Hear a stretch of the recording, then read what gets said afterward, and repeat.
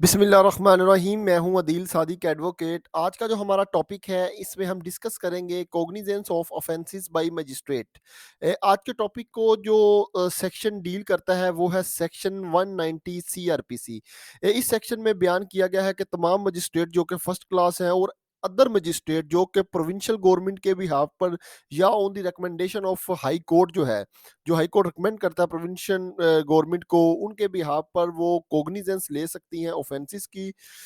जो जो ले सकते हैं वो upon the receiving of A complaint of fact which constitute such offences.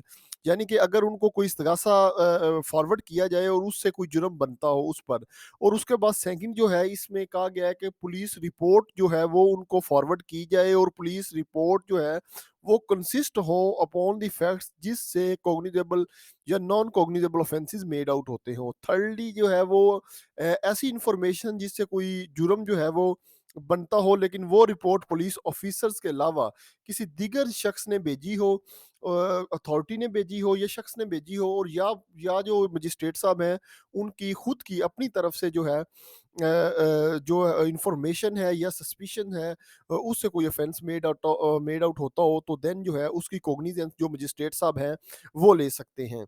इसके बाद हम जो डिस्कस करेंगे 190 सीआरपीसी का जो सेक्शन सब सेक्शन ए है, 1 ए है, ये बहुत इंपॉर्टेंट है। इसमें कहा गया है, जिक्र किया गया है कि जो कंप्लेंट रिसीव हो और उसके फैक्ट से जो है ऑफेंस मेड आउट होता हो। अगर आप इस चीज़ को समझे तो सबसे पहले आपको कंप्लेंट को देखना होगा। कंप्लेंट जो है इसकी डेफिनेशन जो है वो सेक्शन जो है 2 एच जो है कंप्लेंट का उसमें बयान की गई है। इससे मुराद है ऐसी इंफॉर्मेशन है, एलिगेशन है जो ओरली या इन राइटिंग जो है वो मजिस्ट्रेट साहब को कन्वे किया जाए और उससे ये साबित हो कि किसी पर्सन ने अननोन हो या नॉन पर्सन हो उसने कोई ऑफेंस कमिट किया है।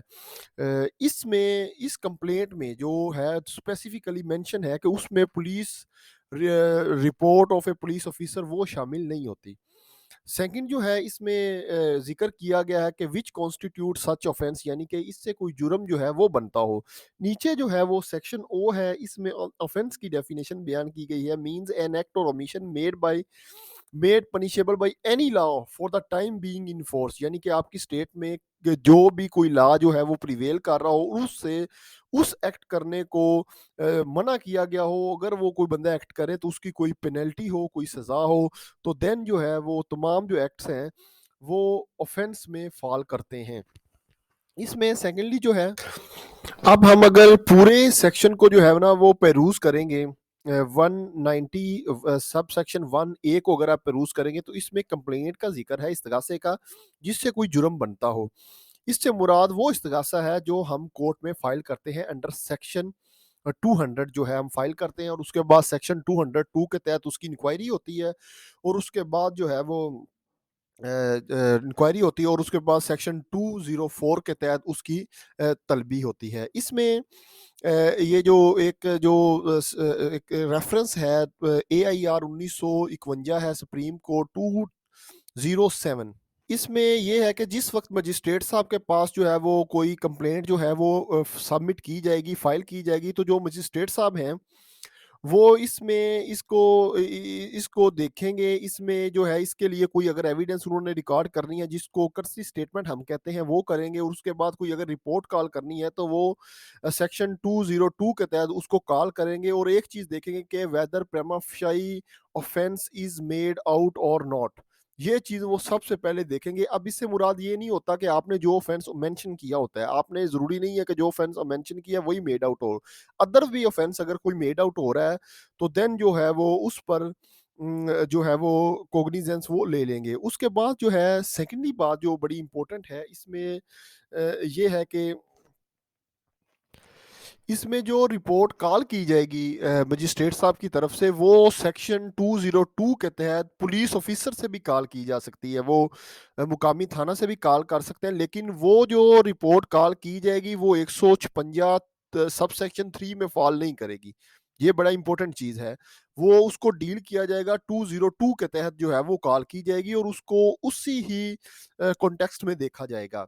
उसके बाद जो सेकंड इंपॉर्टेंट चीज़ है उसमें ये है कि upon A report in writing of A such facts made by any police officer. ये जो रिपोर्ट जिसका 170 सीआरपीसी में जो फॉल करती है, इस पर रेफरेंस है 51 कोलकाता है, 402 है।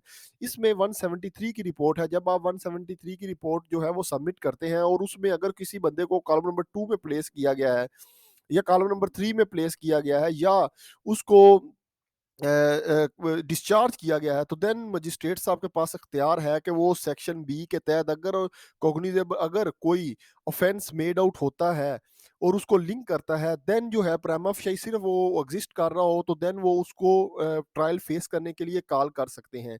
इस पर भी बड़ा वाज़ेह है कि वो वेदर इट ये ही कमिटेड कॉग्निजेबल ऑफेंस और नॉन कॉग्निजेबल ऑफेंस। अगर नॉन कॉग्निजेबल ऑफेंस भी कमिट हुआ है और एवरमेंट ऑफ रिपोर्ट से ये चीज़ अनअर्थ है कि ऑफेंस कमिट हुआ है, तो देन जो है वो टू रेफरेंसेस मैंने मेंशन किए हुए हैं। पीएलडी 1960 है, सुप्रीम कोर्ट 317 है, पीएलडी 1959 है, लाहौर 851 है।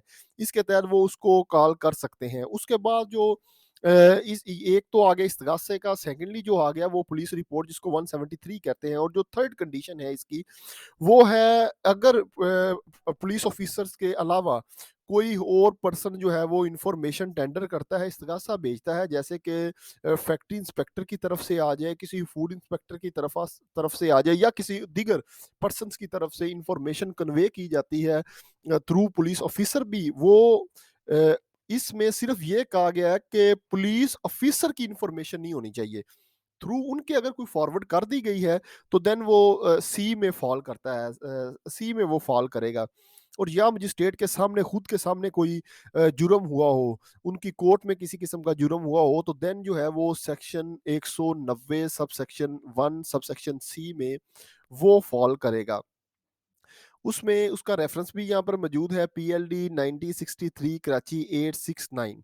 उससे एक चीज जब वो इंफॉर्मेशन इनको कन्वे की जाएगी तो इंफॉर्मेशन में देखा जाएगा कि वेदर जो है वो प्रेमा फाई जो है वो केस मेड आउट होता है या नहीं होता, ये किया जाएगा। उसके बाद जो है जो 190 की दीगर जो है वो सबसेक्शन 2 और 3 हैं, उसमें ये कहा गया कि अगर जो है वो ऑफेंस जो है वो पुलिस रिपोर्ट है, ये इंफॉर्मेशन है वो टेंडर की गई है और उससे ये साबित होता है कि ये जो ऑफेंसेस हैं ये tribal by the court of session है, तो देन उनको जो मजिस्ट्रेट साहब हैं वो कोर्ट ऑफ सेशन में फॉरवर्ड कर देंगे विदाउट रिकॉर्डिंग एनी एविडेंस, जो है उसको सेंड कर देंगे, वो खुद को अपने पास नहीं रखेंगे। इसके बाद जो सबसे इंपॉर्टेंट सेक्शन है वो है section 191 transfer on application of accused.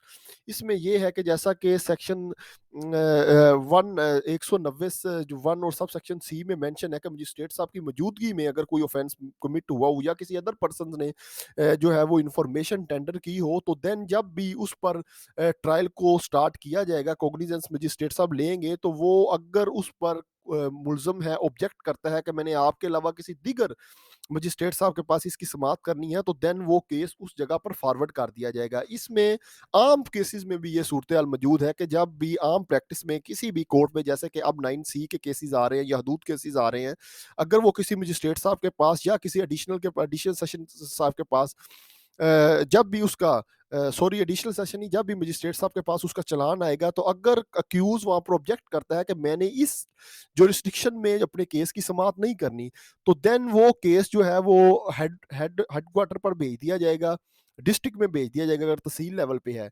तो अगर वो हेडक्वार्टर में है तो देन वो उसको तहसील लेवल पर भेजा जा सकता है। इस पर 1999 का एक नोटिफिकेशन भी मौजूद है और इस सेक्शन जो है इसमें भी ये प्रोविजन मौजूद है। आज का हमारा टॉपिक यहाँ पर ख़त्म हुआ। पेशेंट हेयरिंग के लिए आप सबका बहुत बहुत शुक्रिया।